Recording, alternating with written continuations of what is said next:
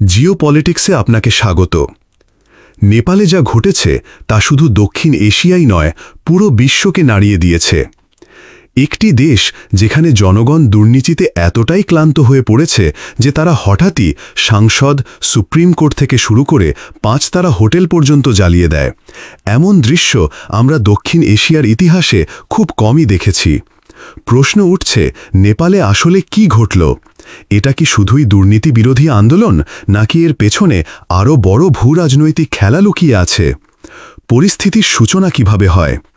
সাম্প্রতিক ঘটনায় আমরা দেখেছি নেপাল জুড়ে ব্যাপক দাঙ্গা, সেনাবাহিনীর হস্তক্ষেপ এবং শেষ পর্যন্ত প্রাক্তন প্রধানমন্ত্রী কেপি শর্মা ওলির পদত্যাগ। অভিজাত রাজনীতিবিদরা বিলাসবহুল জীবনযাপন করছেন, 5 তারা হোটেল কিনছেন, তাদের সন্তানরা বিশ্বজুড়ে ঘুরে বেড়াচ্ছে, অথচ সাধারণ মানুষ চাকরি পাচ্ছে না, দারিদ্র্য থেকে বের হতে পারছে না। এ থেকেই শুরু হয় জনরোষ, আর এই জনরোষের আগুনে ঘি ঢালে নেপালে জনপ্রিয় সোশ্যাল মিডিয়া ব্যান। তারপর এই রোষ হঠাৎই এক অনিয়ন্ত্রিত বিস্ফোরণে রূপ নেয়। সংসদ ভবন জ্বালানো, সুপ্রিম কোর্টে আগুন লাগানো, এমনকি সরকারি দফতর একের পর এক ভস্মীভূত করা। এগুলো সাধারণ মানুষের স্বতঃস্ফূর্ত প্রতিবাদ বলে মনে হয় না, বরং মনে হয়েছে যেন কেউ এই বিশৃঙ্খলা পরিকল্পনা করেছিল। এবার আসা যাক রাজনৈতিক দিকটিতে।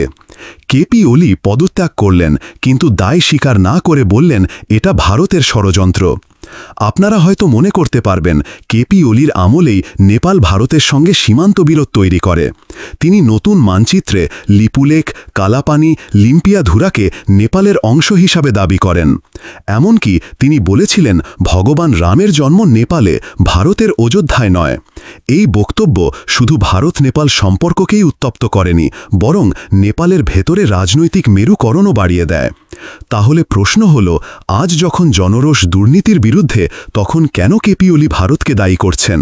স্পষ্টতই তিনি নিজের রাজনৈতিক ব্যর্থতা ঢাকতে প্রতিবেশী ভারতের দিকে আঙুল তুলছেন।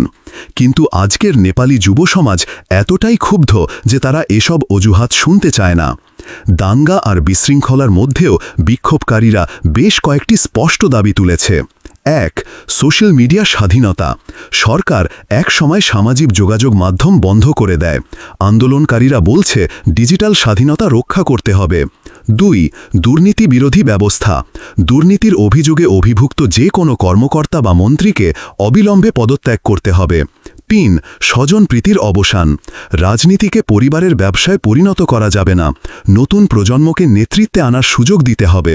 4. স্বাধীন নজরদারি সংস্থা। দুর্নীতির বিরুদ্ধে লড়াইয়ের জন্য একটি শক্তিশালী ও স্বাধীন সংস্থা গঠন করতে হবে। 5. সংসদ ভেঙে নতুন নির্বাচন, কারণ বর্তমান সংসদের প্রতি মানুষের আস্থা সম্পূর্ণ ভেঙে পড়েছে। 6. সাংবিধানিক সংশোধন, যাতে তরুণদের প্রতিনিধি নির্বাচিত হয়ে সংসদে প্রবেশ করতে পারে। 7. অর্থনৈতিক সংস্কার। বেকারত্ব, দারিদ্র্য, অভিবাসন এসব সমস্যার সমাধানে জরুরি পদক্ষেপ নিতে হবে। এত দাবির মাঝেও সবচেয়ে ভয়ঙ্কর বিষয় হল প্রাণহানি। বিভিন্ন প্রতিবেদনে বলা হচ্ছে কমপক্ষে 51 জন মারা গেছেন। এটি শুধু একটি প্রতিবাদ নয়, বরং একটি জাতীয় ট্র্যাজেডি। এমনকি কয়েকটি খবরে এসেছে আন্দোলনকারীরা একটি ভারতীয় পর্যটক বাসেও হামলা চালিয়েছে।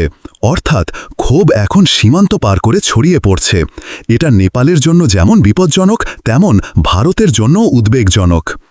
এখানে আরেকটি গুরুত্বপূর্ণ তুলনা করতে হবে। নেপালের মাথাপিছু জিডিপি পাকিস্তানের সমান, কিন্তু পার্থক্য হল পাকিস্তানের সেনাবাহিনী এতটাই শক্তিশালী যে জনগণ এমন বিদ্রোহ করার সাহসই পায় না। ইমরান খানকে কারাগারে পাঠানোর পরই দেখেছেন কয়েকটি প্রতিবাদ শুরু হলেও মুহূর্তেই দমন করা হয়েছে।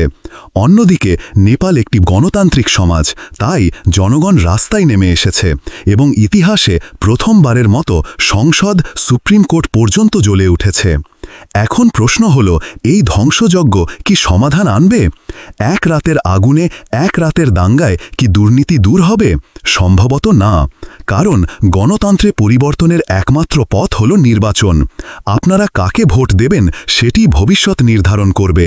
যদি প্রতিবার দুর্নীতির নামে ভবন জ্বালিয়ে দেওয়া হয়, তবে কোনো রাষ্ট্র টিকতে পারে না। আজকের নেপাল আমাদের শেখায় যুব সমাজকে উপেক্ষা করা যায় না। দুর্নীতি, বেকারত্ব, স্বজনপ্রীতি এসবই এক সময় ফেটে পড়ে, কিন্তু সেই সঙ্গে এটা সতর্ক করে রাজনীতিবিদরা যদি নিজেদের ব্যর্থতা ঢাকতে প্রতিবেশী দেশের দিকে আঙুল তোলে তাহলে আঞ্চলিক শান্তি আরও ভেঙে পড়ে। নেপালের জন্য এখন সবচেয়ে জরুরি একটি নতুন সামাজিক চুক্তি, যেখানে স্বচ্ছতা থাকবে, জবাবদিহিতা থাকবে এবং তরুণদের জন্য আশার আলো থাকবে। আর কেপি ওলির মতো নেতাদের জন্য শিক্ষা হলো রাজনীতি বাঁচাতে প্রতিবেশীর সাথে সম্পর্ক নষ্ট করলে শেষ পর্যন্ত জনগণই রাস্তায় নামবে। এ বিষয়ে কমেন্টে আপনার মতামত জানাতে ভুলবেন না।